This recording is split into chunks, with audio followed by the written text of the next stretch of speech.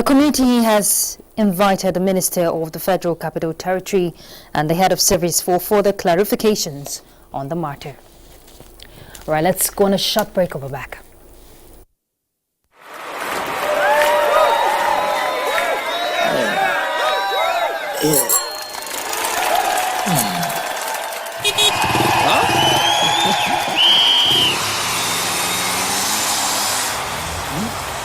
Latest entrant, latest technology. Welcome to Intel 4G LTE Advanced and experience super fast internet access today. Visit intel.com.ng or any of our stores in Lagos, Abuja, and Port Harcourt to get started. Intel. Live more. Thanks for staying tuned. A first-hand assessment was conducted by the House Committee on Environment on the effect of the port and oil exploration activities of the coastal fishing communities in Ibeju-Lekki area of Lagos State. National Assembly correspondent Abdullahi Aminu has a report of the visit. Beautiful lagoon views and ocean fronts make Ibeju-Lekki a special area in Lagos State. The activities of a refining petrochemicals company as well as those of Lekki Port are alleged to have caused various environmental challenges to the entire ecosystem in the area, leading to depletion in the local fishing stock. This is stopping our fishing activities. So, and there's no fish, no anything. And this is our life, what we are using for, what we did for living. And we have been writing many letters to the company. The 57 fishing communities of Ibeju-Lekki are seeking 10 billion naira compensation and implementation of additional safety measures to mitigate further environmental damage. A couple of engineering decisions have been brought into that design. Sometimes we did a study called Building with Nature, that your construction is such a way that over a period of time becomes friendly with nature. We physically saw the shoreline losing palm trees to the erosion. At a meeting with stakeholders, the committee chairman said all submissions will be re-examined for possible legislation. Abdullahi Aminu, NTA News. Well, a new sheriff is in town and expectations are high. That is not going to be business as usual in the fight against corruption, which is a major thrust of the present administration.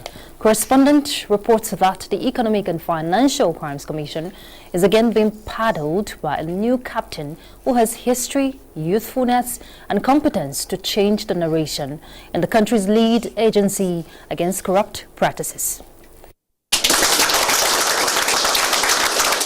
That marks the beginning of a new era in the EFCC, which has gone through leadership uncertainties since November 2015, with its two past chairmen serving in acting capacities.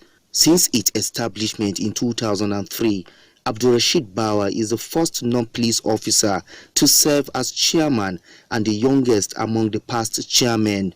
The EFCC has had a checkered history, with none of its past chairmen leaving office without controversy. The immediate past acting chairman, Ibrahim Magu, for instance, was refused confirmation twice by the 8th National Assembly due to contradicting reports on him by two government agencies. His arrest and subsequent trial on corruption allegation raised questions on the EFCC. The announcement by the presidency on the appointment of Abdulrasheed Bawa came both as a surprise and relief to many Nigerians. His smooth sail at the Senate, commentators say, further justified the good choice of the president. But the challenges we know are enormous, but we are determined we will conquer them. And at the end of the day, we will prove to His Excellency, the President of the Federal Republic of Nigeria, President Muhammadu Buhari, for finding it worthy that yes, the Commission is ready to take its leadership to the next level. With his assumption of office, expectations are high that he will steer the affairs of the EFCC in a manner that will complement the anti-corruption policy of the present administration. More than 5,000 vulnerable rural women and those with disability across 33 local government areas of Oyo State are to benefit from the 20,000 naira cash grants each of the federal government. Now, this was made known at the flag-off ceremony of the scheme performed by the Minister of Humanitarian Affairs, Disaster Management and Social Development, Sadia Umar Farouk in Ibadan. The Rural Women Project is one of the many social intervention programs of the federal government aimed at alleviating poverty among the vulnerables in the society. The Minister of Humanitarian Affairs, Disaster Management and Social Development, Hajia Sadia Umar Farouk, who flagged off the ceremony alongside her counterpart in the Ministry of Youth and Sports, Sunday Dari, and Minister of State for Niger Delta, Tayo Alasha Adura, encouraged the beneficiaries to utilize the grant for the expansion of their businesses. The lives of 14,021 poor and vulnerable households have been impacted. 28 local government areas are currently benefiting from the federal government conditional cash transfer program in Oyo State. Omotude Salau is one of the 100 women who benefited from the first batch of the grant. She and others expressed gratitude to the federal government for the gesture. This is the first time I'm experiencing such from Nigerian government, and I want to appreciate them. We use this to start a small business. The Minister of Humanitarian Affairs later proceeded to NEMA office in Ibadan for the symbolic presentation of relief items to victims of Shasha crisis. Right, talking sport, Abuja is buzzing with continental volleyball action as live football continues on NTA this weekend. Sport updates.